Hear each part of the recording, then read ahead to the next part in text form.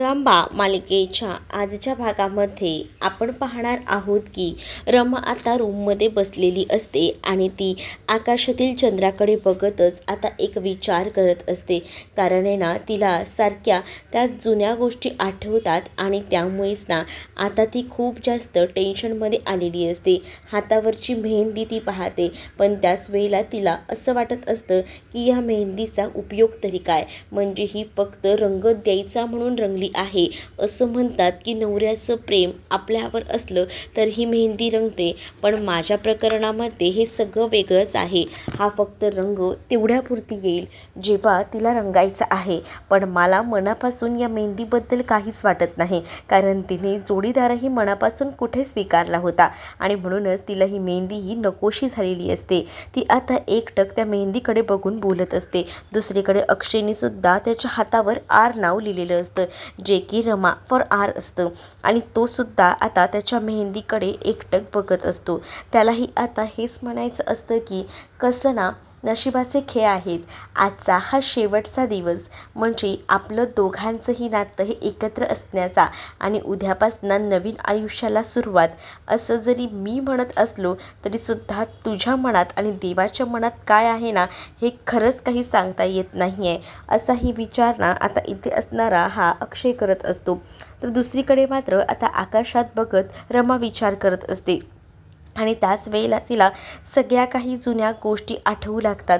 म्हणजेच तिला आता या सगळ्या गोष्टी जेव्हा आठवतात ना, तेव्हा ती या सगळ्याचा बारकाईनं विचार करत असते.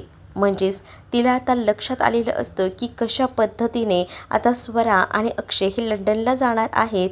मग पुढचा विचार हा सुद्धा तिच्या डोक्यामध्ये येत असतो, पण तरीही आपण या गोष्टीचा इतका का विचार करतोय, आपण या सगळ्यात ना मूव ऑन झालोय ना, असाही विचार ना आता डोक्यामध्ये सतत तिच्या फिरत असतो आणि म्हणूनच ना आता ती ह्या परीनंच विचार करत असते. तर दुसरीकडे जुने प्रसंगसुद्धा त्याला आठवत असतात. म्हणजेच तिला आता हे सुद्धा आठवतं की अक्षयसोबत कशी जास्तीत जास्त वेळ तिने घालवला आहे आणि त्यामुळेच ना या सगळ्या गोष्टींचा ती आता विचार करत असते. पण ती म्हणते की नको, आपण काही झालं तरी ह्यातून बाहेर पडायला हवं. जर आपण ह्यातच गुंतत राहिलो तर आपण पुढच्या आयुष्याला सुरुवात करू शकणार नाही. पण आता काही झालं तरीसुद्धा मागे हटायचं नाही आहे, कारण आपलं साईसोबत लग्न ठरले. उद्या साईच्या नावाचं मंगळसूत्र आपल्या गळ्यात असणार आहे आणि त्यामुळेच ना आपण या सगळ्या गोष्टींचा जरा बारकाईने विचार करूया आणि यामध्ये गुंतूया नको, असा सुद्धा विचार ना आता मनामध्ये तिच्या येत असतो. तर दुसरीकडे मात्र आता तिला तो प्रसंगसुद्धा आठवतो ज्यावेळेला अक्षय आणि रमा हे दोघंही जण जे आहेत ते खरं तर एका ज्या भजीच्या गाड्यावर थांबले होते आणि तिथे भजी बनवायचं काम आता अक्षय आणि रमानं एकत्र मिळून केलं होतं. हा प्रसंगसुद्धा आता आठवू लागलेला असतो आणि जेव्हा हा सगळा प्रसंग आठवतो ना, तेव्हा मात्र आता रमाचं चेहऱ्यावर आता हसू आलेलं असतं, कारण रमाला ते जुने दिवस आठवतात. कारण ती अक्षयशिवाय अपूर्ण आहे आणि अक्षयही तिच्याशिवाय.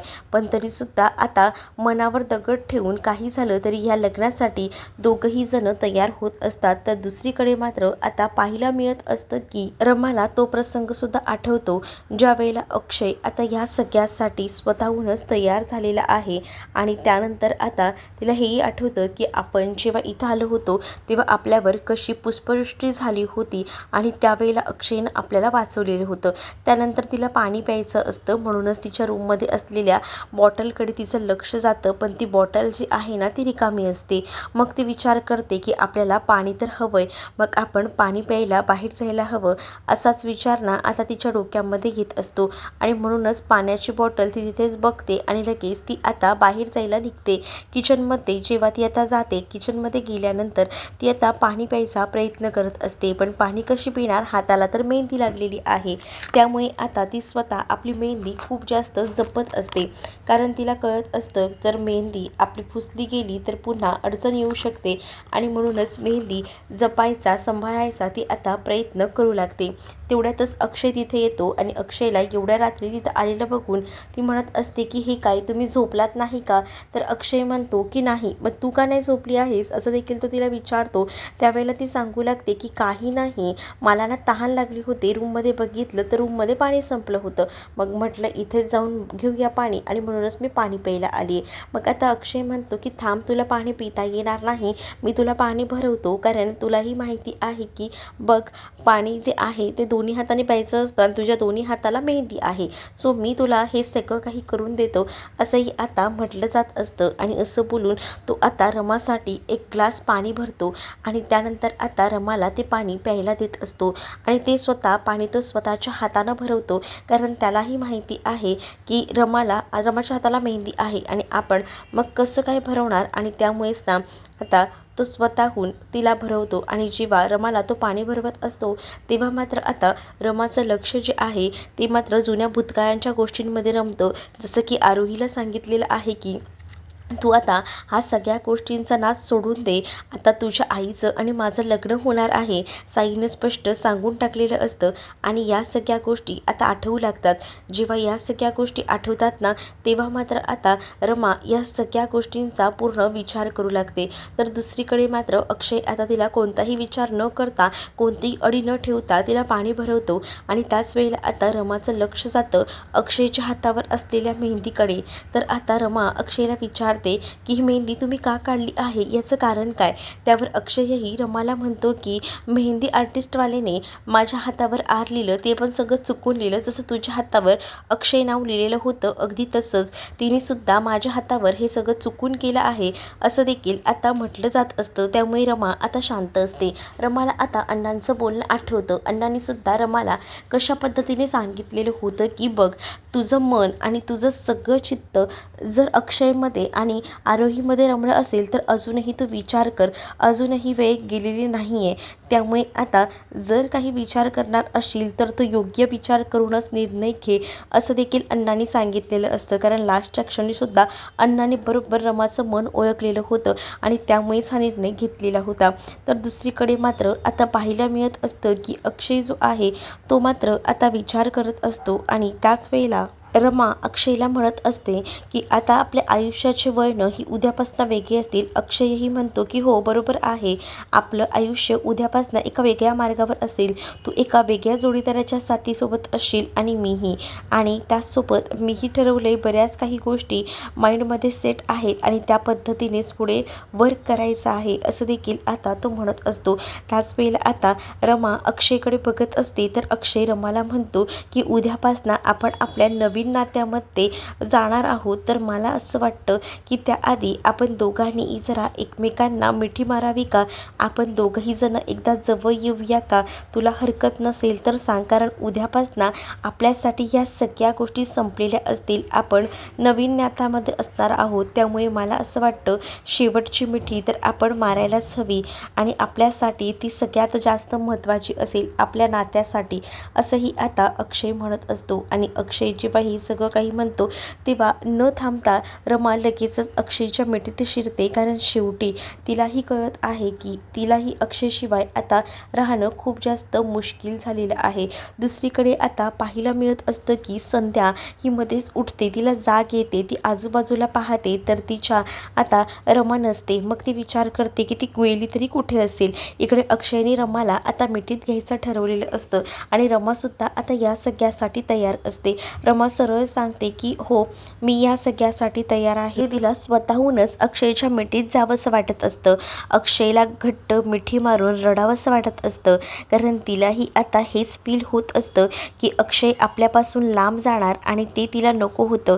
आणि मग तीही मनापासून तयार होते ह्या सगळ्यासाठी, म्हणजेच अक्षयला मिठी मारून अक्षयच्या खुशीत रडण्यासाठी ती आता पूर्णपणे तयार झालेली असते. दुसरीकडे आता जाग आलेली असते संध्याला. इकडे तिकडे बघते आणि संध्या जी आहे ती आता थोडं का होईना बाहेर जायला निघते. संध्या आता बाहेर जायला बघत असते. मग ती विचार करते की ही पोरगी पाणी आणायला गेली असेल का, कशासाठी गेली असेल, असे अनेक विचार तिच्या डोक्यामध्ये येत असतात. पण किचनमध्ये जाऊन बघायला हवं, नाहीतर पाण्याच्या बहाण्याने दोघंही जण भेटत असतील असाही विचार ना आता संध्याच्या मनामध्ये येत असतो. म्हणून आता संध्या कोणताही विचार न करता लगेचच बाहेर पडते. आणि जेव्हा ती बाहेर जाते ना, तेव्हा तिला आता किचनकडेच पहिल्यांदा जायचं असतं. आणि किचनमध्येच अक्षय आणि रमा हे दोघंही जण एकत्र असतात. अक्षय आणि रमा हे कडकडून घट्ट मिठीमध्ये अडकलेले असतात. रमालाही असंच वाटत असतं की अक्षयची ही मिठी सोडावीच नको, अक्षयच्या या मिठीत घट्ट असंच बंदिस्त राहावं असंही तिला वाटत असतं. आणि म्हणूनच आता अक्षयच्या मिठीत असताना तिचं लक्ष बाजूला असतं. तेव्हाच तिला ना संध्या येताना दिसते. जशी तिला संध्या येताना दिसते तशी ती आता बिथरते आणि मग इकडे तिकडे बघू लागते. इकडे तिकडे तेव्हा तिची नजर जाते ना, तेव्हा मात्र आता लक्षात येतं की हे काय, म्हणजे अजूनही हे आलेले आहेत. मग ह्यांच्यापासून आपल्याला लपायला हवं. अक्षय आणि रमा दोघंही जण लगेच ना किचनमध्येच ना खाली वागतात, जेणेकरून तिकडनं कोणीही म्हणजे संध्यालाही ते दोघंही जण दिसायला नकोत, हाच मुख्य हेतू असतो. आणि दोघंही जण आता एका कोपऱ्यामध्ये जाऊन लपतात. कारण संध्याने जर पुन्हा ह्या दोघांना एकत्र बघितलं तर या गोष्टीचा इश्यू करणार, बाऊ करणार हेही माहिती असतं. आणि म्हणूनच दोघंही जण एका कोपऱ्यामध्ये लपतात. पण दुसरीकडे आता जेव्हा दोघंही जण एका कोपऱ्यात लपलेले असतात तेव्हाही एकदम दोघंही जण जवळ आलेले असतात. आणि त्यामुळे आता त्या दोघांमध्येही आता थोडाही अंतर नसतं. दुसरीकडे अक्षय मुद्दामूनच किचनमध्ये जातो तर संध्याला बघून तो घाबरायचं नाटक करतो. संध्याही आता इतक्या रात्र बघितल्यानंतर अक्षयला विचारत असते की तुम्ही इथे काय करताय. अक्षय म्हणतो, हा प्रश्न मी तुम्हाला विचारायला पाहिजे की तुम्ही इथे काय करताय. मुळात हे घर माझं आहे आणि मला ताण लागले म्हणून मी किचनमध्ये आलोय. तुम्हाला काय झालंय, तुम्हाला काही हवंय का, असं देखील अक्षय तिला विचारत असतो. त्यावर अक्षयला ती सांगू लागते की मला ना पाणी हवं होतं, म्हणजे रमा ही इथेच आली आहे असं मला वाटलं, म्हणूनच मी बघायला आले की रमा इथेच आहे का, तर म्हणून मी बघत होते पण रमा इथे कुठे दिसली नाही. तर आता अक्षय सांगत असतो की तुम्ही रमाला बघायला आलात का, बहुतेक आहे ना तिला काही जास्त लोड वगैरे असला, टेन्शन असलं ना की ती इथे तिथे फिरत नाही, ती बाहेर डायरेक्ट फिरत असते अंगणामध्ये. आता पण ना बघा मी तुम्हाला सांगतो ती तिथेच असेल, जाऊन बघा, मी येऊ का तुमच्या मदतीला, बघायला मदत करू का तुम्हाला, असंही आता तो म्हणत असतो. आणि तिला विचारत असतो. त्यावरती म्हणते की नको नको, काही गरज नाही आहे, मी बघते माझे मी, कारण तुम्हाला उगाच त्रास कशाला, असंही आता संध्या जी आहे ती अक्षयला म्हणू लागते. मग अक्षयही तिच्या जास्त मागे लागत नाही, कारण रमा तिथे लपलेली आहे आणि रमासोबत त्याला बोलायचं असतं. मग संध्या म्हणते की ठीक आहे तुमचं चालू द्या, माझ्याकडनं चूक झाली, आणि असं बोलूनच ना आता ती तिकडनं जायला निघत असते. संध्या जेव्हा तिकडनं जाते तेव्हा रमा अक्षयच्या समोर येते आणि रमा अक्षयकडे बघत असते. त्याच वेळेला अक्षयला म्हणते की बरं झालं, थँक गॉड या सगळ्यातून वाचलो, नाही तर पुन्हा या सगळ्याचा इश्यू झाला असता, असं देखील आता म्हणणं असतं. दुसरीकडे मात्र आता लग्नाचे सगळे विधी पार पडलेले असतात. आता मेन मुख्य विधी जे आहेत ते होणार असतात, ते म्हणजे हार घालून मग नंतर मंगळसूत्र, या सगळ्या विधी आता सुरू होत असतात. तर इकडे अक्षयला स्वरा सांगत असते की आता आपण कुठेतरी थांबायला हवं, चल आपण हे सगळं काही सगळ्यांना सांगून टाकूया. पण नको, अक्षय म्हणत असतो की एवढं सगळं केलंय तर आता एवढं जे राहिलंय तेही उरकून घेऊया. कसं आहे ना, मला असं वाटतं की आपलं एवढुशा राहिल्यामुळे सगळं काही हातात ना जाईल. माझी रमा मला हवी आहे आणि त्यासाठी प्लीज मला सपोर्ट कर, प्लीज तू माझ्या पाठीशी उभं राहा, असं देखील आता अक्षयला ती म्हणत असते. आणि अक्षयला जेव्हा ह्या सगळ्या गोष्टी ती बोलते ना, तेव्हा अक्षय शांतपणे तिच्याकडे बघतच राहतो. अक्षयचं असं म्हणणं असतं की नको, आपण जर आता हे काम पूर्ण करतोय ना तर पूर्णच करून घेऊया, उगाचच यामध्ये काही प्रॉब्लेम क्रिएट करूया नको, थांबूया नको, आपण एकत्र आहोत तर हे सगळं काही आपण एकत्र सॉर्ट आऊट करूया, असंच म्हणणं असतं. आणि जेव्हा तो हे सगळं काही स्वरा खूप मोठ्या अडचणीत सापडलेली असते. स्वरा म्हणत असते की नाही, पण माझं दुसऱ्यावर प्रेम आहे, प्लीज अक्षय समजून घे. पण अक्षयही आता स्वराला म्हणतो की आता वेळ गेलेली आहे, आता एवढंच झालंय तर एवढंच राहिलंय तर तेही करून घेऊया आणि आपण दोघंही जण लग्नबंधनात अडकूया, असंही त्याचं म्हणणं असतं. आणि तो या सगळ्याबद्दल बोलून स्वराला लग्नासाठी तयार करतो. आणि जेव्हा आता मेन लग्नविधी येणार असतात, म्हणजे एकमेकांना हार घालायचे, तेव्हा सुद्धा ती तयार होत नसते. पण अक्षय कसा कसा तिला आता या या सगळ्यासाठी तयार करत असतो. अक्षय म्हणत असतो की आता थांब इथेच. आणि त्याच वेळेला सगळ्यांचंच लक्ष असतं कुठेतरी ह्या गोष्टी पार्वती आजी आरोहीलाही पटत नसतात. पण आता पूर्ण हे लग्न होत आहे तरीसुद्धा रमा एकाही शब्दाने बोलत नाही आहे की हे लग्न तिला थांबवायचं आहे. ती अजूनही शेवटच्या क्षणाबरोबर साईसोबतच लग्नाला तयार आहे. आणि ही कुठेतरी गोष्ट ना मनाला खटकत असते. आणि म्हणूनच आता या सगळ्याचा विचार ना इकडे असणारे घरातले मोठी माणसं करत असतात. आणि त्यानंतर आता स्वरा आणि त्याचसोबत अक्षयमध्ये अंतरपाठ धरला जातो. आणि आता लग्नाचे विधी सुरू होतात आणि सगळ्या मंगळाष्टक वगैरे बोलल्या जातात. तेव्हा मात्र आता अजूनही कुठेतरी मन ना स्वराचं खात असतं. ती विचार करते की हे सगळं करून मी चूक केली आहे का? मला खरंच कळत नाही आहे. माझ्या हातात ना माझा आधी तर निघून नाही जाणार. आधीला मी सांगायला हवं होतं आधीपासूनच. आता आधी माझा नाही राहिला तर मी काय करू? असे अनेक विचार ना डोक्यामध्ये सतत सुरू असतात. दुसरीकडे रमा आणि साई ह्या दोघांच्याही मध्ये सुद्धा अंतरपाठ धरला जातो आणि त्या दोघांचंही लग्न आता होत असतं. तर इकडे साईकडे रमा बघत असते तर दुसरीकडे मात्र बरोबर अक्षयचं लक्ष असतं. तर अक्षय हे विचार करत असतो की नाही, मला हे लग्न जरी करायचं नसलं तरी रमाला मिळवण्यासाठी मला आत्तापुरती हे लग्न करावं लागेल. त्याला वाटत असतं हार घालेपर्यंत तरी कुठेतरी रमा थांबेल. म्हणून आता अक्षयने स्वराला हार घातलेला असतो. तर स्वराला सुद्धा तो जबरदस्ती हार घालायला सांगतो. पण तेवढ्यातच ना एंट्री होते, ती म्हणजे आता स्वराच्या बॉयफ्रेंडची, आदित्यची. आणि तो तिथे येऊन खूप जास्त मोठा तमाशा करू लागतो. आणि तो म्हणतो की हे सगळं काय आहे निशा, तू मला फसवलंस. तर आता निशा म्हणजे स्वरा जी आहे ती त्याला समजवायचा, त्याच्याशी बोलण्याचा प्रयत्न करत असते. पण आता तो ऐकायच्या कोणत्याही मनस्थितीत नसतो. तो सरळ सांगत लागतो की मला आता तुझं काहीच करायचं नाही आहे, ऐकायचंही नाही आहे. तुझं नक्की झालंच आहे ना? तुला जर ह्याच्यासोबतच लग्न करायचं होतं तर माझ्यासोबत का धोका दिलास? मला का फसवलंस? आता मला तुझ्यासोबत एकही शब्द बोलायचा नाही, असं देखील आता म्हटलं जात असतं. जेव्हा आता या सगळ्या गोष्टी बोलल्या जातात ना तेव्हा मात्र खूप मोठा धक्का जो आहे स्वरासाठी असतो. स्वरा सगळं थांबवायचा प्रयत्न करत असते. पण आदित्य इतका भडकलेला असतो ना की त्याला कोणत्याही गोष्टी ऐकून घ्यायच्या नसतात. तो सरळ सांगतो की आजच्या नंतर तुझा माझा संबंध संपला, मला या विषयावर काही बोलायचं नाही आहे, आपण आता हा विषय इथे स्टॉप करूया, असंही आता म्हटलं जात असतं. जेव्हा या सगळ्या गोष्टी बोलल्या जातात ना तेव्हा मात्र स्वरा म्हणत असते की आधी ऐकून तरी घे, हे लग्न नाही आहे, समज ना, ऐक नाही काही गोष्टी. पण तो कुठे ऐकायला तयार आहे? तो काहीच ऐकून न घेता रागानं तिकडनं निघून जात असतो. मग आता स्वराकडे ऑप्शन नसतो. स्वराची अख्खी जिंदगी बर्बाद झालेली असते आणि ते सुद्धा या नाटकामुळे, अक्षयने केलेल्या या नाटकामुळे तिचं आयुष्य अगदी पणाला लागलेलं असतं. आणि त्यामुळेच ना आता तिला अगदी सगळं काही उद्ध्वस्त झाल्यासारखं वाटत असतं. तर दुसरीकडे मात्र आता स्वरा ही आदित्यच्या मागे जात असते. पण तिला आता थांबवण्यात येतं आणि रमा म्हणत असते की तुझं आता अक्षयसोबत लग्न झालं आहे तर तुला आता अक्षयसोबतच राहावं लागणार आहे, तुला आता ह्या सगळ्यातून माघार घेता येणार नाही, असं देखील आता रमानं म्हटलेलं असतं. मग आता हे सगळं पडलेलं या स्वराचं स्वप्न असतं. स्वरा दचकून उठते आणि स्वरा आता डोक्याला हात लावते. ऐक माय गॉड, हे असं होतं तर बरं झालं, हे स्वप्नच होतं. पण नाही, आता काही झालं तरी मला आधीला या सगळ्या गोष्टी सांगाव्या लागतील, नाही तर नंतर आधीला काही गोष्टी कळल्या तर पुन्हा प्रॉब्लेम होऊ शकतो. त्यापेक्षा आधीला आत्ताच सगळं काही सांगून टाकते, असाही विचार ना आता ती करू लागते. आणि म्हणूनच आता ती ठरवते की नको, आताच आधीला फोन करते आणि सगळ्या काही गोष्टी सांगते, असं म्हणून ती आता फोन करायला सुरुवात करते. पण नंतर ना तेवढ्यातच तिकडे शशिकांत आलेले असतात आणि ते म्हणतात की हे काय, अजून तू हळदीची तयारी केली नाही का?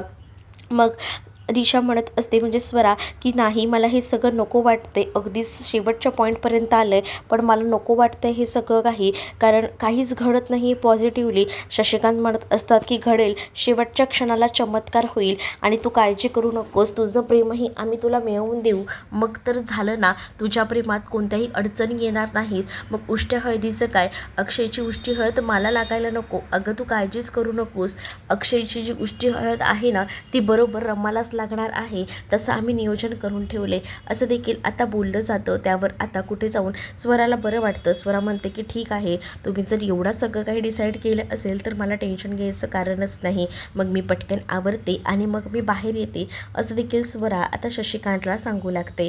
खरं तर ना आता स्वराला तीच भीती वाटत असते की आधीला कळलं तर मग हे लग्न. पण आता तिला शशिकांत येऊन आधार देऊ लागतात म्हणून तिला आता कुठेतरी या सगळ्या गोष्टी पॉझिटिव्हली वाटत असतात. मग तीही विचार करते होते की चला फायनली अक्षयबरोबर आपण लग्न करणार आहोत आणि अक्षयसोबतच आपल्याला राहायला हवं. या सगळ्या गोष्टी मनातून काढून टाकायला हव्यात, म्हणूनच त्या स्वप्नात येतात असाही विचार ना आरोही करत असते. शशिकांत आता समजवतो वगैरे आणि त्यानंतर तोही तिकडनं जायला निघतो. मग स्वरा विचार करते की जाऊ दे, उगाच जास्तीचा विचार करत बसली आणि मग मी ह्या सगळ्या टेन्शनमध्ये आधीलाही सगळं काही सांगून टाकणार होते, पण बरं झालं आधीला कॉल केला नाही. जाऊ दे, सगळं काही सॉर्ट आऊट झाल्यावर आधीला सगळं काही शांतपणे सांगेल. आता ही वेळ नाही आहे आधीला सांगायची असाही विचार ती आता करू लागते. पण दुसरीकडे ना तिचं सगळं बोलणं ना इथं उभं राहून या तारानं ऐकलेलं असतं. ताराने आता हे सगळं बोलणं ऐकल्यामुळे ना आता पूर्णपणे वातावरण बिघडलेलं असतं. तारा आता विचार करत असते की कुठेतरी थांबायला हवं आणि म्हणूनच तारा एकटक पाहत असते आणि तारा म्हणते अरेच्छा, असं प्लॅन आहे तर हा नाही, आता काही झालं तरीसुद्धा हा प्लॅन वर्क झालाच पाहिजे, आपणच काहीतरी करायला हवं, तेव्हा कुठे जाऊन मजा येईल असाही विचार ना आता तिच्या डोक्यामध्ये सुरू असतो आणि म्हणूनच ती त्या पॉईंटने विचार करू लागते. तर दुसरीकडे आता अक्षय आणि रमाची हळद असते आणि आता पहिल्यांदा अक्षयलाही हळद लावली जाते, रमाला हळद लावायची बाकी असते. आता समोरून ना जी उष्टी हळद असते साईची ती येत असते. त्याच वेळेला आरोही ती हळद घेऊन येत असते, का तर तिला पहिल्यांदा आपल्या आईला हळद लावायची असते, त्यासाठी ती आलेली असते हळदीचं तो बाऊल घेऊन. पण तेवढ्यातच ना आदित्य तिथे आलेला असतो. आदित्यचा धक्का आरोहीला लागतो आणि आरोहीला धक्का लागल्यामुळे आरोहीच्या हातामध्ये जो बाऊल असतो हळदीचा तो उडवला जातो आणि त्यामुळे अक्षय रमा एकत्र येतात आणि अक्षयचा गाल रमाच्या गालाला लागल्यामुळे अक्षयची गालाची हळद रमाला लागते आणि त्यामुळे अक्षयची उष्टी हळद फायनली अशा पद्धतीने रमाला लागलेली असते आणि त्यामुळेच ना इरावतीचा प्लॅन फ्लॉप झालेला असतो. तर आजी मात्र आता चिडवत असतात आणि बोलत असतात, बघितलं का कसं झालं हे सगळं, बघितलं तू जेवढं काही ठरवलं होतं ते सगळं फ्लॉप झालं आणि हे दोघंही जण अशा पद्धतीने का होईना एकत्र आले, शेवटी माझ्या अक्षयची उष्टी हळदच रमाला लागली. असं बोलल्यानंतर इरावती शांतच बसते. तर तुम्हाला हा भाग कसा वाटला हे कमेंटमध्ये मला नक्कीच सांगा आणि अशाच नवनवीन भागांसाठी आपल्या चॅनलला सबस्क्राईब नक्कीच करा.